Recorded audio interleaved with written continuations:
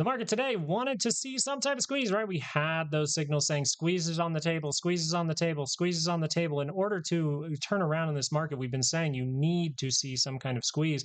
That was not the most probable thing, though. The most probable thing was to get some kind of 2-hour roll. And actually, on the SPY, you were able to see some kind of tight 2-hour roll. You were not able to see that in the Qs, and we're going to go through those signals in this video.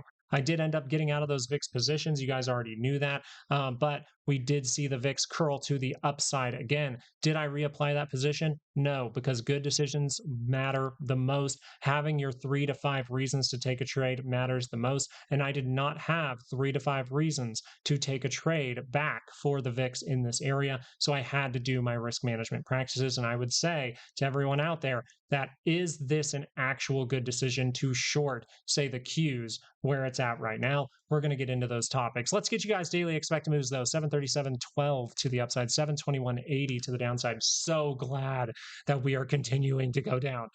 Weekly correction. Amazing. I would love to continue to see it. You guys know that we've been paying attention and shouting out that from that annual expected move, we are looking for a weekly correction potentially down for the SPY down to 724.41 with the opportunity to continue to the upside. It's going to be called some kind of fake stock market crash, in my opinion, because the SPY hasn't gotten to its annual expected move yet. That's the Qs, that's the IWM. And thank you to IWM so much for giving us those major reversal signals. Where is the market pointing as of right now? And do fishy things happen around this event? Do I still need to have this guy on the table, or is this simply going to drop down and we can continue to play 2 hours to the downside? Truly, what you're paying attention to is, hey, can the 2 hour keep dropping? Can I see 2 hour bounces? Can I ride it to the downside? That's what I like to see for my 2 to 8 week positions. That is truly what I like to see. But I need to have those 3 to 5 reasons, and I need to make sure to pay attention to that, because that is what good decisions have made me successful over time. And that's what I want to stick to, because that is what works over a long period of time.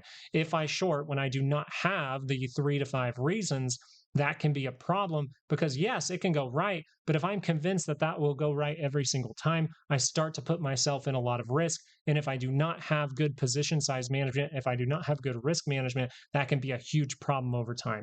You've probably heard me say this, especially if you've been a part of this channel for a long time. The fastest way, the way to get rich quick in markets is the slow way. The fastest way to get rich in markets is more paying attention to your reasons, to actually having a good opportunity and not buying into having to take a trade just because a big move is happening. The 2 hour chart, though, was able to confirm down on this bar right here. We see that that is not a good confirmation, but the next bar was a good confirmation. So I'm sure a day trader or something like that loved the fact that we had a daily expected move in this area, and maybe they even chase that kind of move. But as of right now, the market is pointing directly down to what? To our weekly expected move, to our daily expected move for tomorrow, 737.12 to the upside, right? 721.80. This is going to be the area for tomorrow to watch for. And even the monthly expected move of 716.65. Now, what are we looking for if the bulls are going to randomly take this back? And the reason I'm going to mention that, we're going to talk over at the Qs, okay? The 2 hour chart needs to do what? We're still always going to have this guy, okay, guy? He never goes away. You will always have the 1% guy on your shoulder. If you want to see this market go back to the bull side, you need a random squeeze that then gives you that higher low. Is that very probable? No. But when do I believe is the next best opportunity? If we want to come down into here, if we want to come down into here, if we want to come down into here, I would like to see a 2 hour bounce that rolls. And truth be told, I would like to see that for the Qs, because the information from here on the Qs is going to be the best for you. Let me tell you why I did not get back into some sort of volatility position, even with that good confirmation. And you're probably going, that's silly. But if I don't have my 3 to 5 reasons, then I don't do anything. Here we go, 684.89. This is your lower monthly expected move. I'm below it. 68% of the time, I land in this area. Only 32% of the time, am I going to land outside of that zone. And some people like to say, hey, 16% of the time, it'll be to the downside. So am I going to fight that percentage? I have learned over time that fighting that percentage is a bad decision way more often than a good one. Okay, so as of right now, I see that we're below the monthly expected move. I see that the MACD is at dramatic low levels. I see that we have been oversold for a pretty extended period of time here. And none of those are reasons for me to get back into a position with volatility. In fact, it is more of a reason to wait for a bounce, wait for that to get by the center line and roll. Because the truth is, the last time we were around, this happened actually during an event, but I'm going to just point out something on the MACD in a minute. The last time we had an event like this, we actually saw, and we saw a move like this. You saw a Fed head, some talking head, I can't remember who it was, but they came out in the aftermarket and said a couple of words. And those couple of words caused this MACD that looks terrible to squeeze all the way up to these areas. So that's what I'm talking about. Is there an actual good opportunity here? And I simply know that there's not a good opportunity here because I do not have 3 to 5 reasons to get into that opportunity. Instead, I probably have 3 to 5 reasons not to take that opportunity. And we already pointed some of those out. You want me to show you the last time we were at these levels for the MACD on the Qs? We were down over here. We were actually a little bit lower. Oh, wow. But we were setting up those 30-minute divergences. We were talking about a bounce. And if you squeeze through, you can hold at higher levels. You can even squeeze through that high. You could start to head to the upside. We did not squeeze through the high, but we held at those higher levels. Why? Well, the opportunity here was by the center line to roll. You notice that we gapped up. We did not ever get that opportunity. So that simply saved me. That saved me. And guess what else saved us back then? A monthly expected move. So the exact scenario that we kind of see over here, we're kind of seeing it right over here at this moment. So can the Qs easily go down to the daily expected move of 649.10? Yes, that would be very probable here with the direction of the MACD. But because we are oversold, there's not really anything I can do here. Instead, the better opportunity would be, do we randomly squeeze through? This is the lower probability, but I have a trade set up over here. I have an opportunity that gives me 3 to 5 reasons.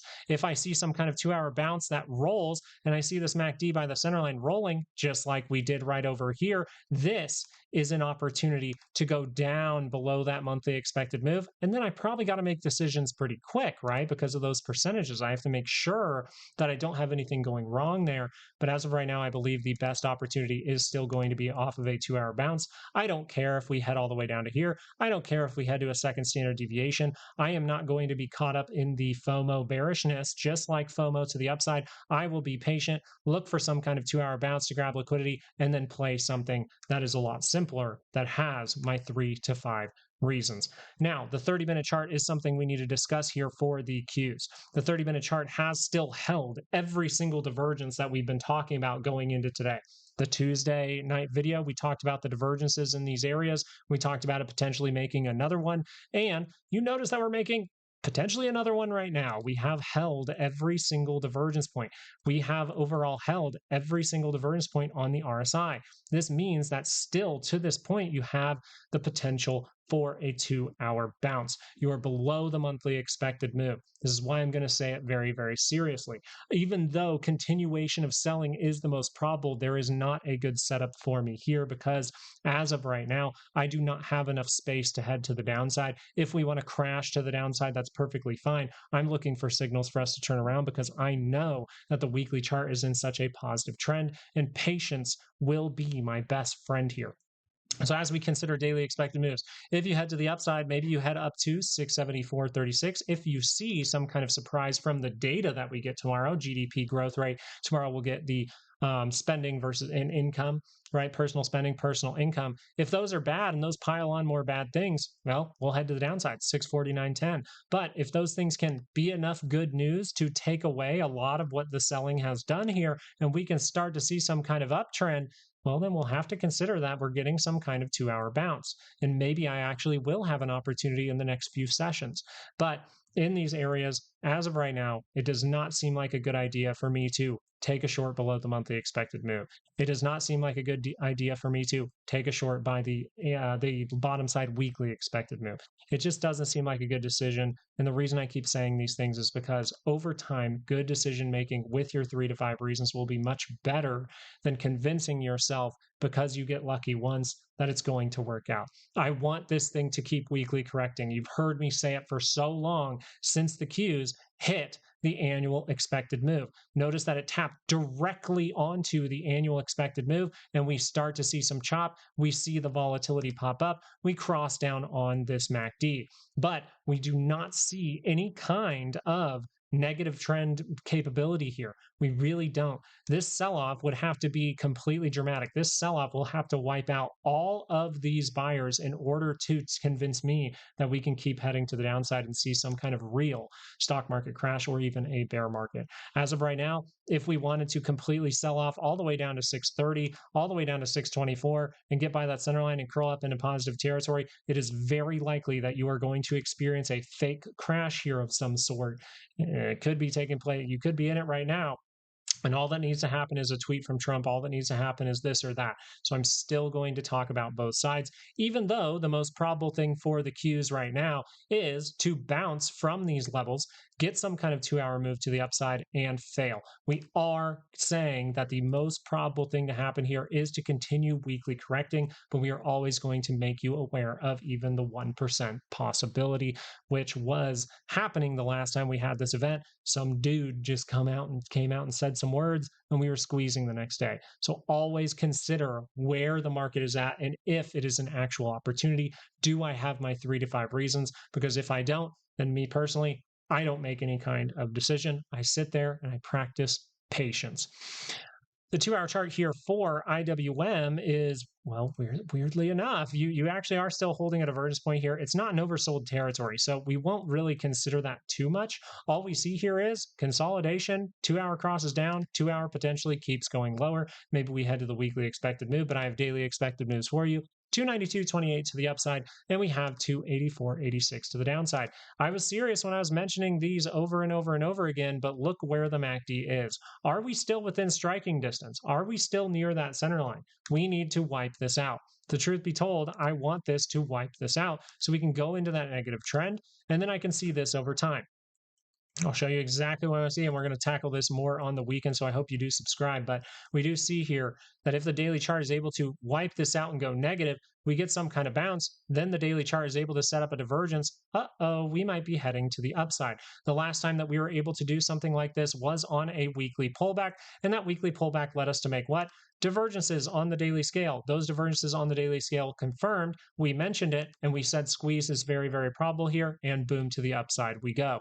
We do not see any kind of signal that suggests that the IWM has to crash down into oblivion. Instead, we just want to pay attention to our good practices and make sure that we have 3 to 5 reasons to take a trade. The 2-hour chart is pointing to the downside. That means right away I'm going to be paying attention to 284.86 to the downside. As we do have data coming out in the morning, I'm aware that if the 2-hour would curl up, you have a wonky divergence on your RSI.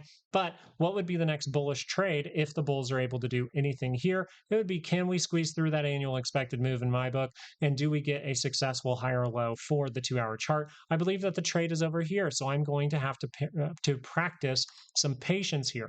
If I believe that the trade to the downside, if I'm waiting for that opportunity, once again practicing patience, then I would love to see this completely wipe out. I would love for people to get completely bearish over the weekend and then see some kind of Monday, Tuesday, Wednesday bounce that then rolls, and then I have a position to take over here.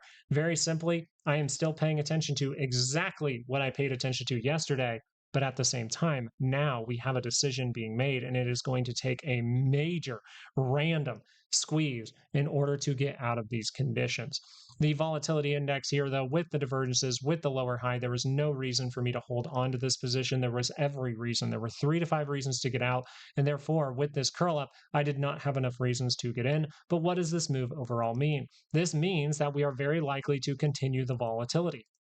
What I want to see from volatility to get into a position is see this 2-hour keep climbing, see that 2-hour pull back, and successfully make a higher low as we start to see this really break out. That would be fantastic, and that would lead me to make a decision. And that seems to be the most probable with what we are seeing right now. But I understand that if the daily chart is randomly able to curl to the downside, then I need to understand that we are still likely to see some kind of bigger upside move. So I don't want to be bearish if this curls to the downside. We can see right now that is curling directly up, and we can see something else. The weekly chart is confirming here with the higher low closer to the center line. So this is the problem we've been pointing out for weeks, to pay attention to this weekly chart for VIX, to pay attention to those daily confirmations that we talked about just a couple of weeks ago. We saw those confirm. And ever since then, we've been talking heavily, especially with the Qs and IWM tagging the annual expected move. We've been talking heavily about a weekly correction. I'm so excited to get it. I am so excited if this market continues to weekly correct, because I believe that everyone's going to sit there and say stock market crash, and I'm just going to sit here, not look at Twitter, watch the signals, see a daily divergence set up, and then I'm going to be able to get a great position. So as of right now, this is how I am seeing the market. I just wanted to share a little bit extra of my mentality towards this as a trader and say, did I have the 3 to 5 reasons to hold on to volatility? No. In fact, I saw 3 to 5 reasons to get rid of it. And then as that confirmed to the upside, I did not have enough reasons to get back in. So I appreciate you guys listening to my video today. I appreciate you watching. I really, really do. And I hope that this is able to help you in some way. Thank you so much for watching, and have a fantastic night. Peace out.